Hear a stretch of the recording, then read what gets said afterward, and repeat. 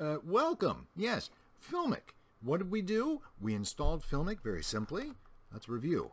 And we went to GitHub, pulled it down into a zip file, unpacked the zip file, and we took these and we put it inside Blender's data files folder.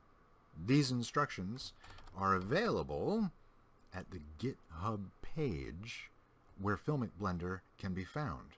We did all that. We had to restart Blender, but once we did, ta-da, there you have it. And I hope that you can apply this incredible information to your work in Blender. And there are other setup things, but I just wanted to get a first video out there. If you're not using Filmic,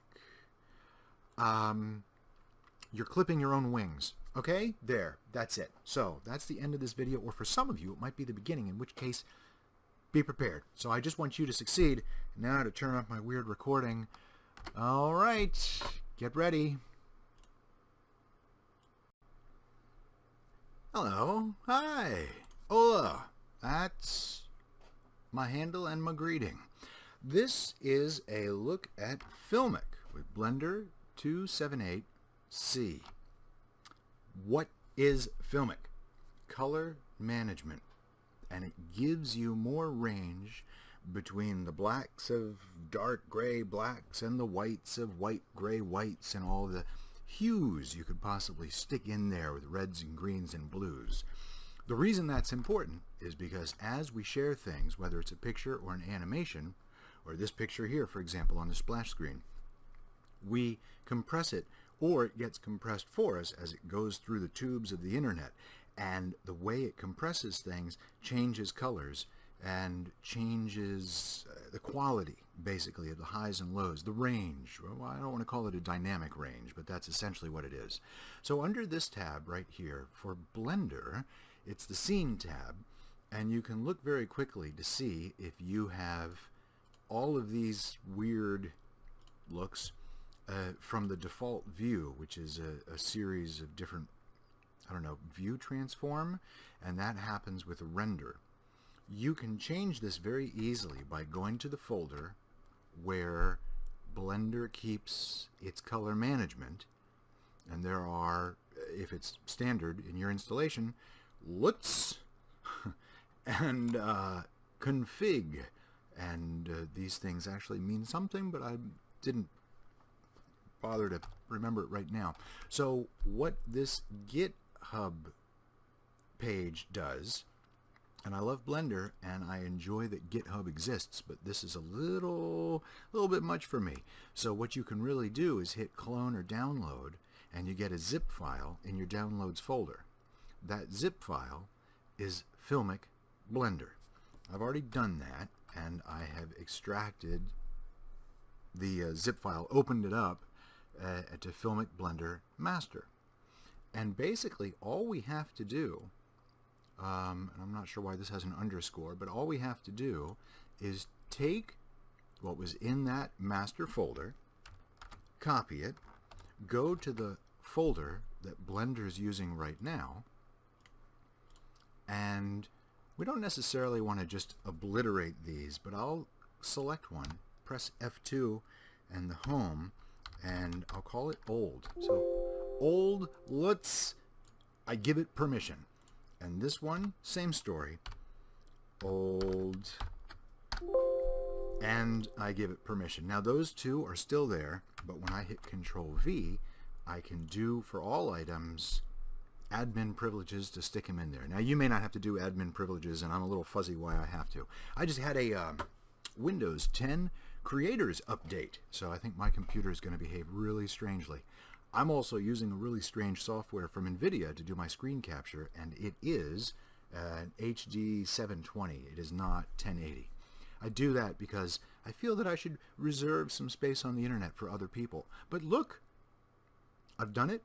I haven't changed much of anything. I'm just going to minimize this, and what was view transform, log, raw, film, and default, when I load a new project in Blender, and I hope this works, I go back to my Scene tab, And I'm going to squish these things up because I'm not talking about those right now. And default now has the same thing. Okay, so when I quit Blender and start it up again, that's a miracle, isn't it? We get the splash screen. Go back to the scene tab, squish what you're not looking at, and then look at color management.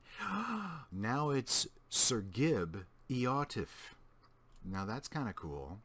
We know that we're using the Filmic stuff, and the Sir Gib Eotif is its representation of the old view, the old view transform. Let's just put it to this. How do we want it to look? Well, what is look? Well, this is the look of a render. If I render something now from the camera in my scene, I have nothing in my scene. And that's a little bit bigger than we really care about at the moment. There's nothing in my scene, so this is just flat ground with no cube, nothing. From the camera, with an environment, and with a single light. If I change the look to false color, it doesn't make any sense at all, but it's showing me something. If I go to base contrast, it looks like a nice blue sky. And based on the environment that I've chosen, this Hosey Wilkie here, it should be a nice blue sky. With no look applied, it looks like a grayish version of a nice blue sky. Well, I think I prefer the nice sky, but let's leave it at none for right now. I hit F11 to get back to this, and Shift A to investigate some torus knots. T for my tool bar over there, and I wanted to smooth it and leave everything else the way it is. Now, F12 to render. I have, whoa, my, that's close. I have my torus knot. I didn't realize it was going to be that close. And the look is sort of a washed out pale blue. It's like a laundry detergent commercial. The fresh smell of mountain air in your torus knot. But if you put it to base contrast, oh, that's a rich, deep blue. Now that's a torus knot. I wouldn't want to smell. I'd want to work with that. The other one I'd want to smell and sleep on. So F11, we get back to our torus knot. Let me hit 0 and look through. Oh yeah, that's why. A little about the camera. Shift F, and you can use your keyboard controls to get away from that thing. So I'm using S to back up and Q to go down, E to go up. These are game controls. I'm sure a lot of people know, but I don't really play games, so there's all sorts of fun experimenting for me. Let me find a better angle of this. There's some backlighting. Backlighting's not bad, right? That's always good. Let's do backlighting. My lamp. Your lamp, the default lamp is what, a point at 1,000 or at 100 strength. So in cycles render, which is our choice, the choice up here, I now know that Filmic is going to let me extend the blacks, the grays, and the whites.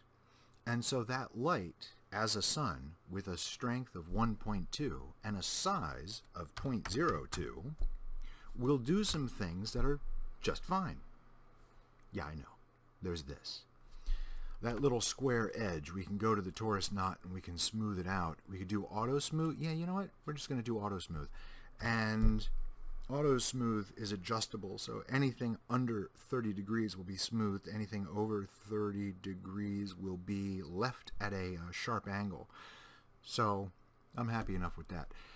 The blacks, where it's hiding from the light of the lamp, that's an interesting thing. I have ambient occlusion turned off. This gets more interesting when we create deep shadows, and one way to create a deep shadow would be to hit G and Z and lift this up a bit, hit Shift A and create a plane. I'm just going to scale it with no regard to going into edit mode or anything like that. I'm going to pull this all the way into the frame of the camera. F12 again, and we can see that there should be some really dark shadows here where the torus knot intersects with the plane we just created. These should be good dark shadows.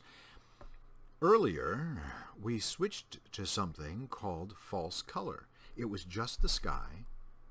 Now, it's showing us a green, a blue, and this gray for the sky. This is showing you how much flexibility you have in creating more scale in your image. There are two things in photography that are kind of fun. It's full range and full scale. And render this again so it catches up over on the histogram and waveform. The waveform, if you can see it, never sure how to make this thing bigger. I always like that bigger. 100 is where the whites begin to clip. 0, which is the red line, is where the blacks cannot get any blacker. Filmic is trying to let us go from 0 to 100 in the most beautiful way possible. You see how it stops at about 55, where the value is 55? I can go over an image and left click, and down along the bottom it tells me the value here. But I have to do it this way. Right now it's about 0.55. That means I'm nowhere near as bright as I can get. Thank you, Filmic. So I've been doing this. I've been setting my lamp all the way up to the unthinkable number of 9. So let's render that same thing out as 9. It looks really bright. We still have good dark shadows down here. And this tells us our value is still at about 0.81. There's no material on this. This is, I don't even know how to say it, a materialless object. So there are two things I'd like to do. I'd like to apply a base material that's just standard material. And I'm going to apply... I'm thinking about this. I think I'll just do the same thing. They both have the same material, so let's have a look. Before, 0.81 was its max. Now, 0.81 is its max. But we have a white material, but it's not perfectly white. Its value is 0.906. So the reason I bothered going there is because when I left click over a high point here, this value shows as 0.82. Over here, 0.83. So we're still not getting the full top value of our material. For me, that's okay. For you, you should know this, because if you worked over here and you created a value and the saturation and a hue of something, you know, hues and saturations always goof this up, but when we left it just straight, no hue and no saturation, we would kind of expect a reflective quality to come back in full strength. Now it's blue, and there's all sorts of mad math that I don't even want to go with. So I'm moving between slot 1 and slot 2 for my renders. The sky has remained the same, but now you see the 0.81 was with the render and no saturation. Now in slot 2, we've made it in, pardon me, in the other slot, which is slot 1, we made it blue, and it dipped down. It dipped down because it's simulating keeping some of the light for itself. Okay, fine.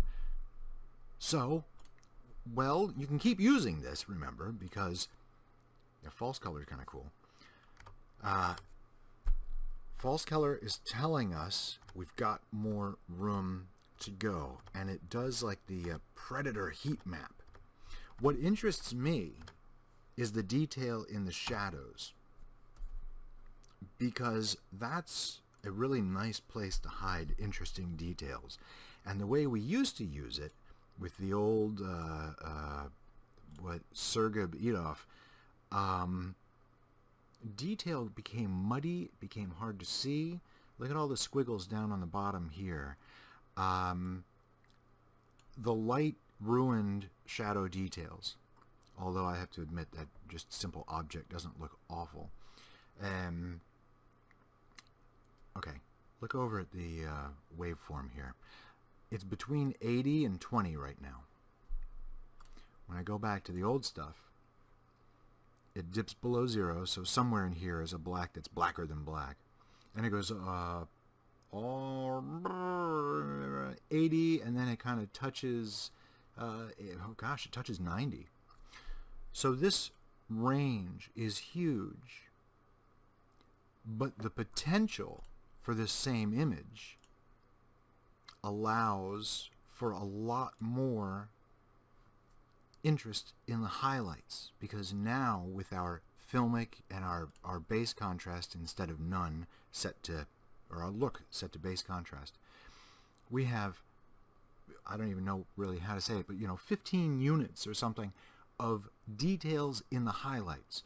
And then down in the bottom, what was below 0, a lot of it's now above 0. It's now lifted. These are shadow details we can see. Let's finish up by saying this.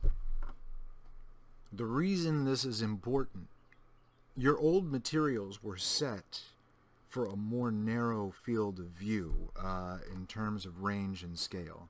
And so if I just happen to find, if I happen to find what I'm looking for here, range and scale is essentially black and white and all the grays in between.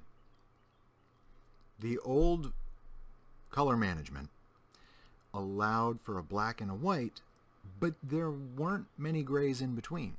It just couldn't cope. Filmic, I'm sure you've heard if you've been looking at videos, allows for a lot of grays in between. And it takes your old materials, which you've calibrated, and maybe you've been studying your PBR and trying to do physically based renders. You've calibrated for the old color management, which is really unfortunate because you can do better. So I guess I'll just go 1024 by 1024. We're going to make a new thing right now. I want to cut it in half, but first, what is it? O for the... No, it's not O. I'm going to do black to white. So full range. In between the black and the white, there is a full set of grays. Because this was 1024, it should have enough pixel space to allow for all 254 grays that the computer can put between. This version of GIMP is in, I think it's an 8-bit version. So it would like to put 254 grays in between the black and the white. So if I do this again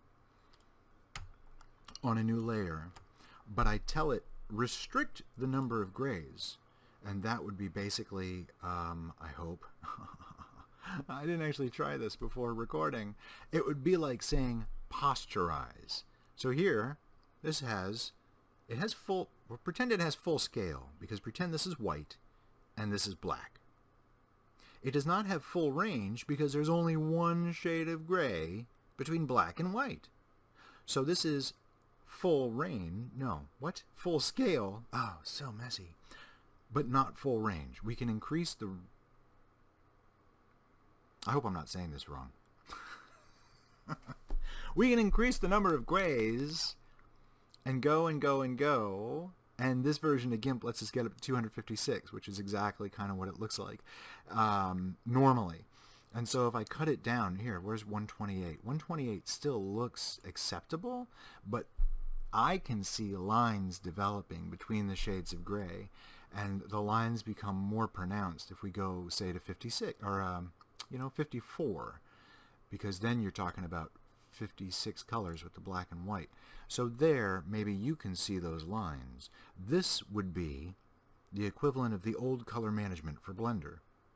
This would be the equivalent of Filmic color management for Blender. Yay, all right. That didn't totally suck. Now, there's something else I want to tell you. Let's go back to Mr. Internet. Join GitHub. I'm scared. I'm scared to join you. I'm sorry. Let me do a search with a full scale, full range. Temperature of sun in Kelvin. 577K. The temperature of the sun and of light and black body objects, I'm told, is directly related to the color of those objects. Now this looks a little fishy down here because it just looks a little fishy. But anyway, all right, so I'm going to go with that. So I'm going to take my lamp, and instead of treating it like an emitting material object, this is a big deal. It's a big deal, man. I'm going to switch it to being a black body object with a temperature that matches our sun, 5778. I'm going to examine my latest render. This is fun. And this is my final moment here. And so you're going to, let's see, I like to wrap this so that the beginning is the end. Welcome. Yes, Filmic. What did we do? We installed Filmic very simply. Let's review. And we went to GitHub, pulled it down into a zip file, unpacked the zip file, and we took these and we put it inside Blender's data files folder. These instructions are available at the GitHub page where Filmic Blender can be found. We did all that. We had to restart Blender, but once we did, remember, our render view became available. The old school became available, which is really dandy, and the new one became available. And that new one allows for a complete washout and no effect. It also tells you what's good and what's bad, and how much more room you have to go. If you hit T on the keyboard for a render, your toolbar includes waveform, which shows you in values, and luminosity, I should say. See? There we go. Luma. It shows you in Luma how much more room you have to work with. More is better when it comes to a readable image. Now, back to base contrast. Up to the third layer. I'm going to this. 5778. Let me just make sure, because this would be a funny thing to get wrong. Okay, yes. 778. No preview. Not worried. Gonna hit F12. Render it. Cross my fingers. Hey! Looks a lot like number 2. No, it doesn't.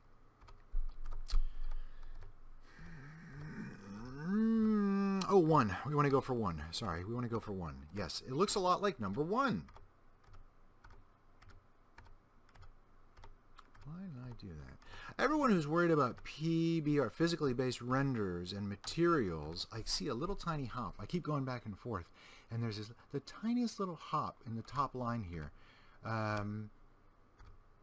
The emission material was lower than the black body material. I mean, for what it's worth. Just so I can have consistency, I enjoy using the black body material. Let me wipe out the material. Yes. What? Yes. Let me go back to this. And what I did was I made it blue, and that was really stupid.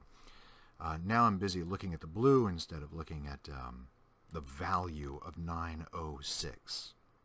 So I now am prepared to render on the 4th slot.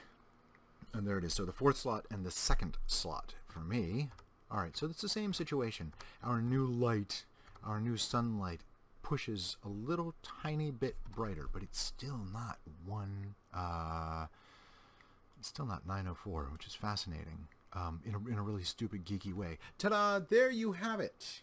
And I hope that you can apply this incredible information to your work in Blender.